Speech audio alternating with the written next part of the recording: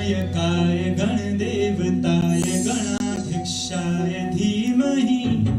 गणशरीराय गुणमण्डिताय गुणाधाराय धीमहि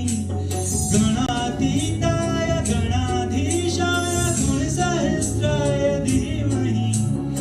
एकदन्ताय वक्रतुण्डाय गौरीतनयाय धीमहि गुणाशाराय भावचन्द्राय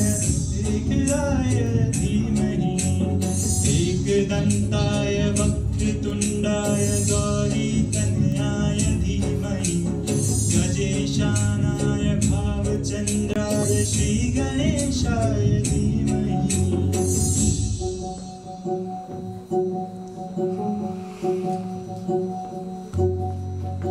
गौरप्राणाय गौरप्रवणाय गौरभावाय धीमहि गुणसहस्राय गुणपर्वणाय गुणप्रविष्टाय धीमहि गजातीताय गणाधीशाय गुणप्रविष्टाय धीमहि एकदन्ताय वक्रतुण्डाय गौरीतनयाय धीमहि कुजेशानाय भावचन्द्राय श्रीगणेशाय धीमहि एकदन्ताय वक्रतुण्डाय गौरीतनयाय धीमहि गजेशानाय